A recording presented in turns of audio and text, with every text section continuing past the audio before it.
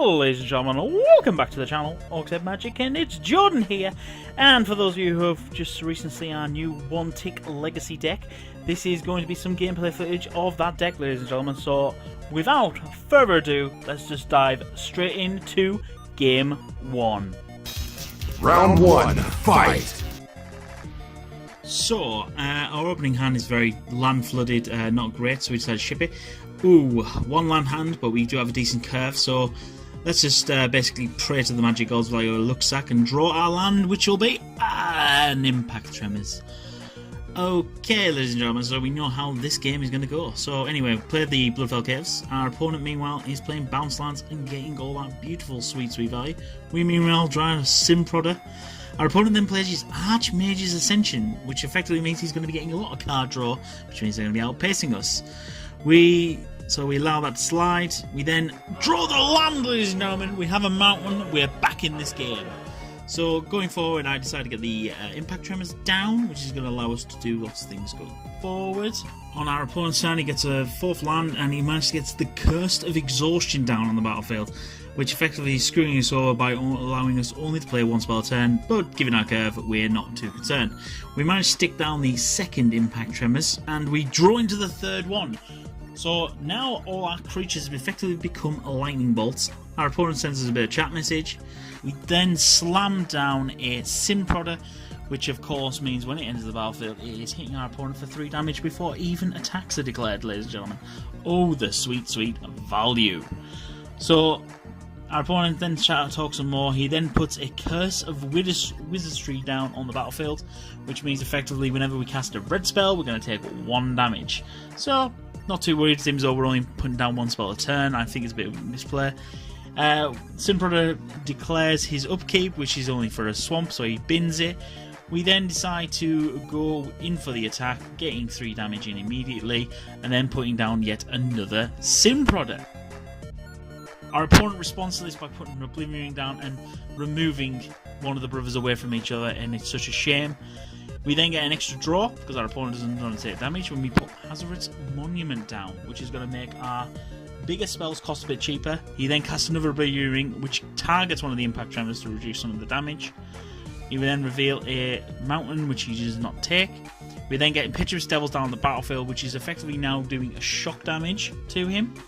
We then declare attacks, swinging in for line, which is then lethal.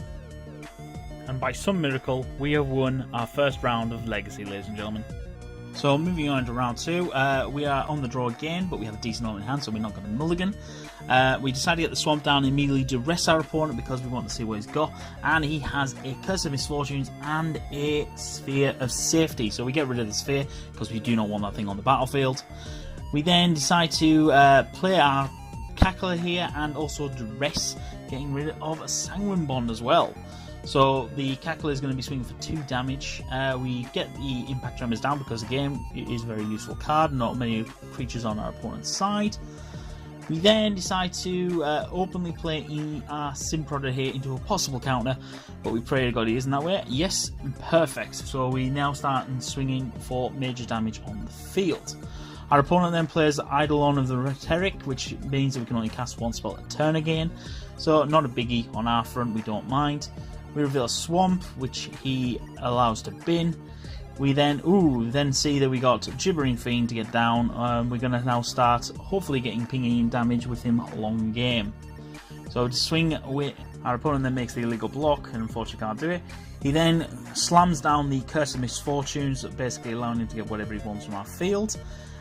With this, Sim Prodder reveals a Gibbering Fiend, which he does not take the bait or take the damage. And so from that, we then slam down the Gibbering Fiend, obviously getting the Impact Tremors damage. He then gets Curse of Misfortunes, allowing him to go get the Curse of Death's Hold. This is effectively ruining our day because all it is doing is getting rid of all our small creatures. So, new plans going forward. He then plays Fate Unraveler, which means that whenever we draw a card, we are going to be losing a life. So with Sim Prodder on the board, it reveals Scorch Torch Fiend. He does not choose to bin it. And so from that we then play Hell Rider, which also gets in for the impact damage, and then we declare attacks for the win. He is officially dead here. Our opponent then starts talking to us and we say GG, we revise him with 1 tick deck, and he says, oh, it looked like it. So, yeah, bit salty on our end, but you know, it's fine. Our opponent. And we secure the win, so that is a great, amazing Game 1 start. Round 2, fight. So ladies and gentlemen, Game 2, we have a 1-land hand, but we have a good curve, and we've got a back of a win, so let's go for it. Our first draw is an Impetuous Devils, but it's okay, we're going to a turn to get it there. And we draw a Torch Fiend. Our opponent is on blue-black, and we're having to discard. Fabulous. So, let's just pray. Turn 3, and he drops an Ashnioch. Oh, this is not going to go well. So, we draw a land, please. An Evolving Wilds. Fabulous. Okay, so, this is not going to go well. So, we go get another mountain, so we can play our double red spells, and then he Ashioks again, just exiling a lot of our library, which is horrid. He then plays Liliana Dark Realms, so we already know this is blue-black control, and it's going to be rather horrid for us. We slam an Impact Tremors. It kind of feels redundant at this point. All we can do is either another Torch Fiend or get another second Impact Tremors down. He then obviously gets Liliana and Ashnioch going, which is rather nice.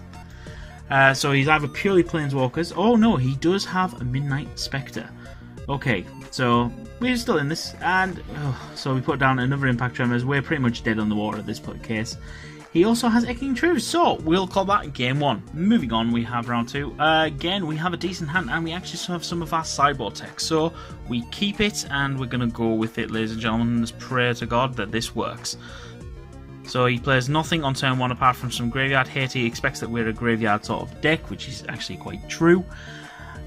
So we get our second land, and we then pass the turn, leaving up a red Elemental Blast in case he puts down another Ashnioch. No, he has an Elixir of Immortality. So we move to discard, and we just discard our Scourge Devils, and of course this is going to get eaten by the Relic, but we don't care. And we still managed to draw into Scourge Devils. Lovely. So he, of course, exiles. We then sort of move to discard step again, not really caring. Managing to put another Scourge Devils in the bin. So at this point, yeah, he then plays a disc. Now, at this point, we're praying to God that we can find one of our pieces that can get us going on the board. We decide to do a Duress to see what we get in his hand. He has a Hero's Downfall and 2 Dark Rituals. So we remove the Hero's Downfall just so you can get rid of the removal in hand. He plays the Elixir again because why not? Might as well gain some life. We then get an Evolving Wilds and sack it to go get another mountain. And we then put down Hazoret Monument. This is obviously going to make our quite expensive hand a bit cheaper and go from there. He then sacks the Elixir. Might as well get the life gain and the shuffle, figuring why not. He then plays the Spectre. So now we're in a bit of a predicament because of course the Spectre hits, he starts exiling. So we play the Torch Fiend, which of course allows us to draw, which we do, and we decide to draw, and we find the mountain, ladies and gentlemen. This allows us to actually empty our hand. So we get the Impetuous Devils down, allowing us to have a removal spell on board to essentially get rid of the Midnight Spectre. Declare the attacks, we force the Spectre to block, at which point our opponent is sacking to draw a card. We, in response, try to throw the disc, forcing him to board wipe.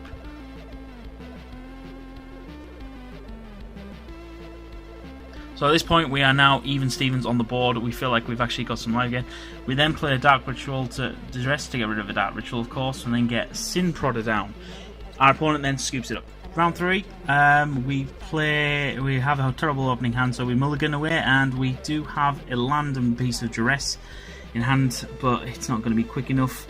We decide to play the Evolving Wilds first to obviously go get a swamp so we can have Duress and Red Elemental Blast up.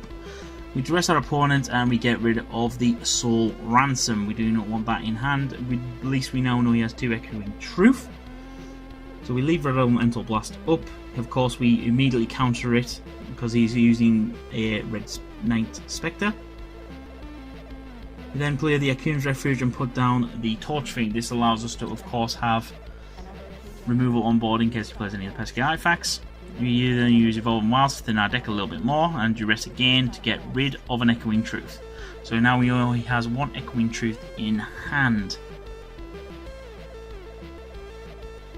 Our opponent then decides to play... Oh no, he doesn't, ladies and gentlemen. Interesting. So he has a 4-mana spell. We do not decide to block it, and of course we can't because it's a flying creature. However, we do have a Hell Rider, so we put a Hell Rider down, expecting him to use the Echoing Truth, of which of course he does. So now we know we are safe to proceed forward, because he now has very little action in hand. He then plays Liliana, and ooh, he immediately is starting to work shenanigans with it, ladies and gentlemen, and get himself rammed.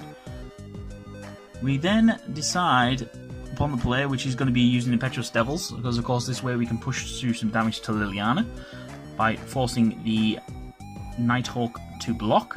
We then also swing in both. We want to make sure Liliana is down as enough as possible.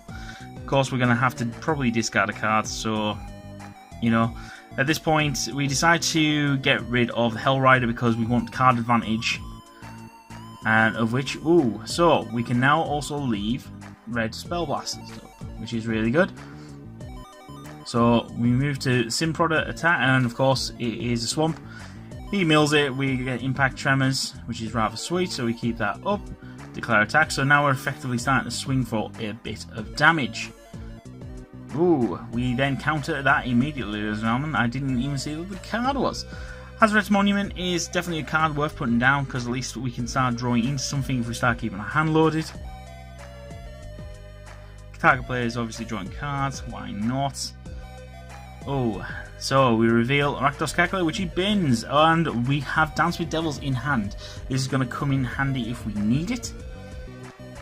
He then casts Chainer's Edict. Now, of course, we got the Torch Fiend, which we're going to sacrifice because we don't really care about it.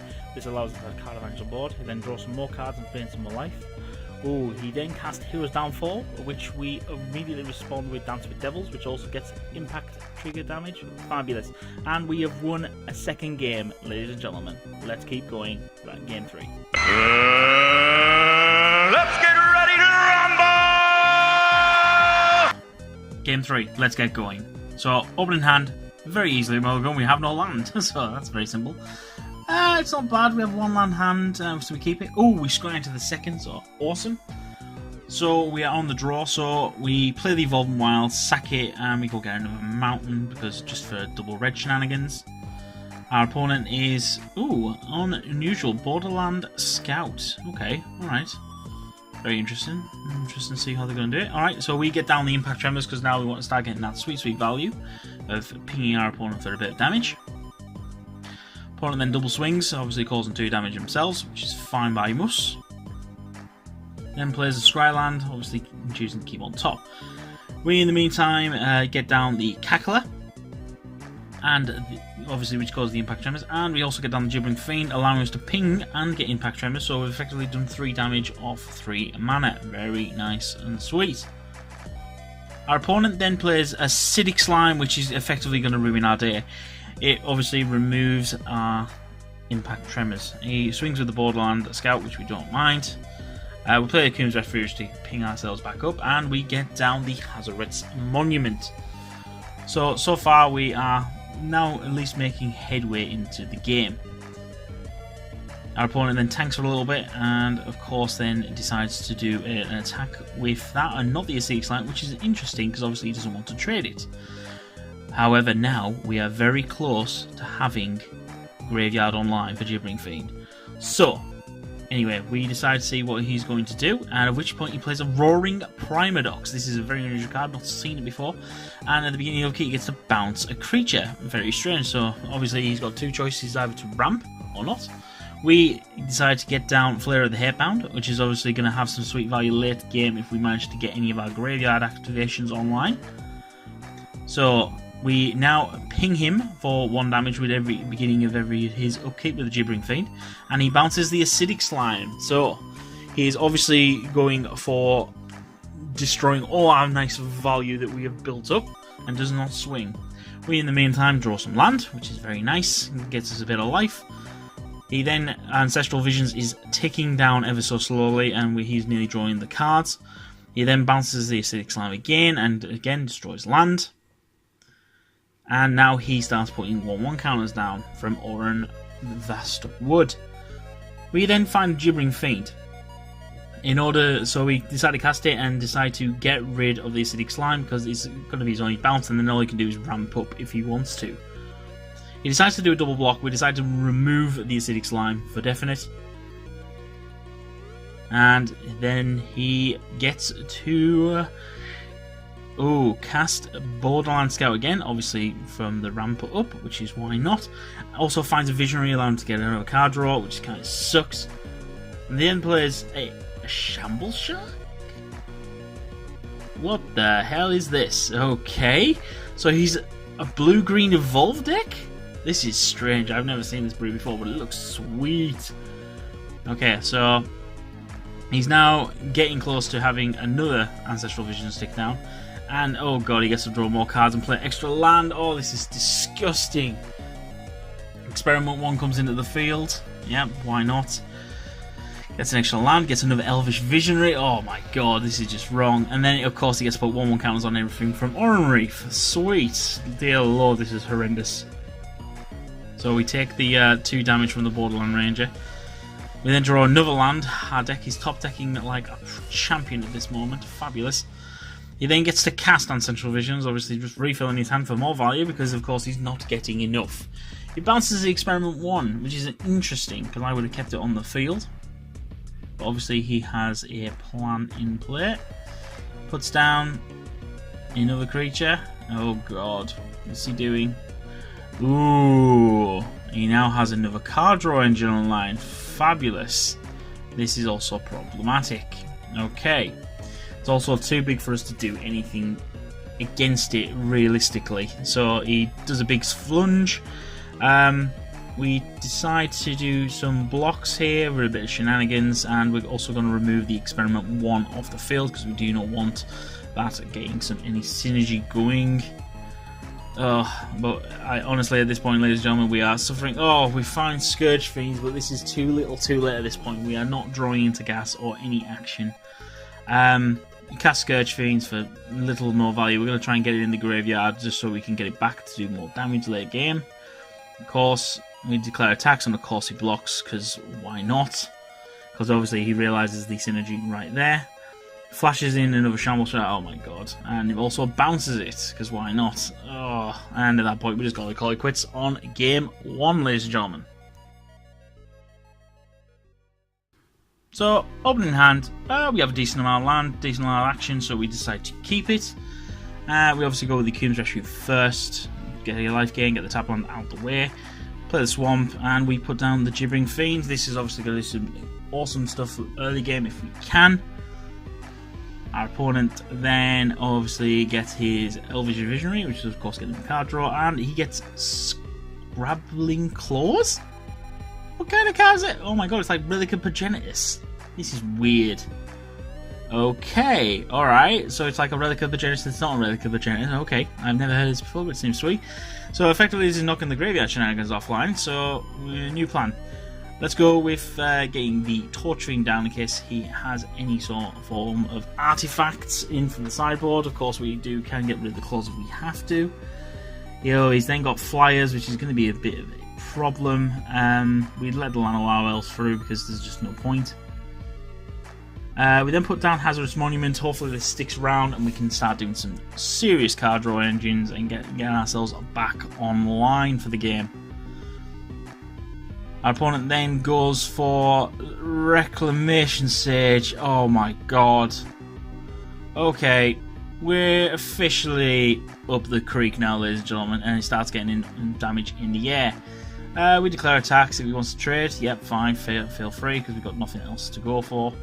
We then put down Sim Prodder. This is going to allow us to try and get some card advantage and get some damage on our opponent if possible. Experiment 1, yep, some more value. Oh, Shamble Shark starts doing evolve triggers. Oh, this is going to start getting sick quick, ladies and gentlemen. Gets in for 2 in the air. And my god, right, Sim Prodder triggers. We reveal a red elemental blast. Of course, he does not let us have it, ladies and gentlemen. Second Sim Prodder comes down. This is now going to start hopefully getting us some card value. Of course, he removes more from the graveyard, keep it nice and clean as possible. Okay, we lay it through because we want to get the card ranging, and he does rapid hybridization. Oh my god. So he's essentially done a 1-mana pump spell in blue. Oh my god. This is the reason why I hate blue, ladies and gentlemen. We reveal land and a land. Great. So our opponent takes nothing. We find Pyroclasm, but it's a little too late at this point, so we can't do anything. So we do red elemental blast to remove the Shamble Shark, and he counters it, ladies and gentlemen. Oh, fabulous, giving all his team hexproof. We then put down a Gibbering Fiend, although of course it's not going to make a difference with the graveyard being so empty as it is. We then hold back, just figuring that we're going to have to do on chump block duty because we're at 8 life. And yeah, this is pretty much spelling the end of it, ladies and gentlemen. We decide to swap things around, get things blocking correctly, and so he's now got a 3/5 flyer in the air. Yeah, Coom's Refuge getting us up to 6. We cast Pyroclasm just to remove a creature off the board, so we're not going to die as quick. Hopefully finding something else in our deck that's going to do enough damage, but we don't think it is going to at this point, ladies and gentlemen. Swing for 3 in the air, and so as our final draw step, what do we find? A Gibbering Fiend, and that is the game, ladies and gentlemen. So, that is a good run, and unfortunately we lost that 0-2, but what a shame. So, thoughts on the deck? It was an interesting brew. It was fun to play. A lot of my opponents actually didn't mind versing against it. They said, oh my god, do you realise how powerful you can make this? And I said yes. I said trust me, the one I had thought about using Vexing Devil would also be a sweet 1-drop. Also, if you can fix your mana base so it's a bit more competitive so you don't have as many tap lands, that's also sweet. But as a budget deck goes, you know, it's good fun to play. It's definitely something that's worth playing and always worth trying out. So, that is it, ladies and gentlemen, for our gameplay session of One Tick Legacy Devils. Please let me tell me in the comments section down below what you thought of the deck, if there's anything, any highlights. And yeah, that's it from your boy Jordan here, signing off from here from MTGO. Thank you and goodbye.